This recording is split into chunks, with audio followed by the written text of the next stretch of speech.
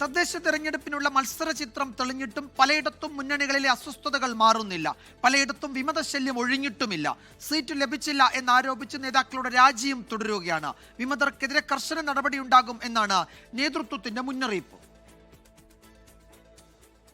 നാമനിർദ്ദേശ പത്രിക പിൻവലിക്കാനുള്ള സമയപരിധി ഇന്നലെ അവസാനിച്ചപ്പോൾ 35,000-ഓളം പേരാണ് മത്സരത്തിൽ നിന്ന് പിന്മാറിയത്. പടലപ്പിണക്കത്തെ തുടർന്ന് പത്രിക നൽകിയ നിരവധി പേർ പിന്മാറിയെങ്കിലും വിമതശല്യം പൂർണ്ണമായും ഒഴിയുന്നില്ല. കോഴിക്കോട് കുന്നമംഗലം ബ്ലോക്ക് പഞ്ചായത്തിലെ മത്സരത്തിൽ നിന്ന് പിന്മാറില്ലെന്ന് കോൺഗ്രസ് വിമത സ്ഥാനാർത്ഥി അനിത അനീഷ് പ്രതികരിച്ചു. മുൻ MP രമ്യ ഹരിദാസിന്റെ മാതാവാണ് ഇവിടെ UDF സ്ഥാനാർത്ഥി.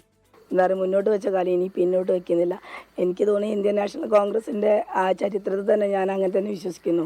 മുന്നോട്ട് വെച്ച കാലം പിന്നോട്ട് വെക്കുന്നില്ല എന്ന്.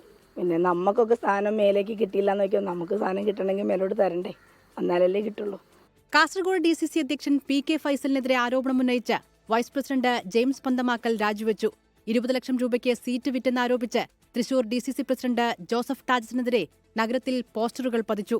വിമതർക്കെതിരെ നടപടിയുണ്ടാകുമെന്നാണ് KPCC അച്ചടക്ക സമിതി ചെയർമാൻ തിരുവഞ്ചൂർ രാധാകൃഷ്ണന്റെ പ്രതികരണം. പാർട്ടി അംഗത്വമുള്ള ആളുകൾക്കെതിരെയല്ലേ നടപടി പറ്റൂ.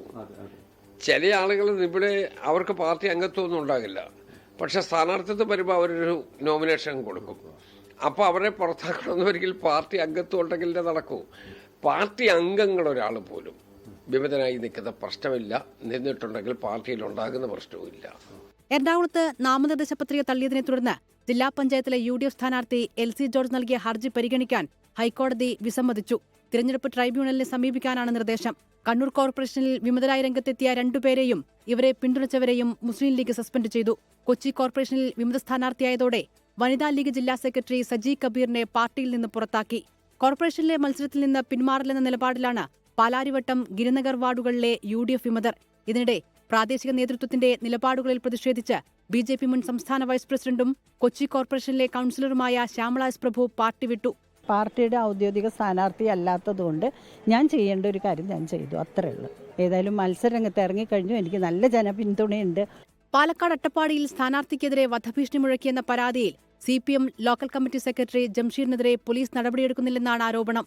ജംഷീറിനെ തിരഞ്ഞെടുപ്പ് ചുമതലയിൽ നിന്ന് CPIM നീക്കി. സ്വാധീനിക്കാൻ ശ്രമിച്ചെന്ന പാലക്കാട് നഗരസഭയിലെ കോൺഗ്രസ് സ്ഥാനാർത്ഥിയുടെ പരാതിയിൽ BJP നേതാക്കൾക്കെതിരെ കേസെടുത്തു. സ്ഥാനാർത്ഥി K. രമേഷ് ബാബുവിന്റെ പരാതിയിൽ BJP കൌൺസിലർ ജയലക്ഷ്മി, ഗണേഷ് എന്നിവർക്കെതിരെയാണ് കേസ്.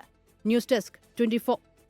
ലോകത്തെവിടെയായാലും ഏത് സമയത്തും 24 വാർത്തകളും ഓഗ്മെന്റഡ് റിയാലിറ്റി പാക്കേജുകളും എക്സ്പ്ലെയിനറുകളും വിശദമായി കാണാൻ ഞങ്ങളുടെ YouTube ചാനൽ നിങ്ങൾക്ക് സബ്സ്ക്രൈബ് ചെയ്യാം.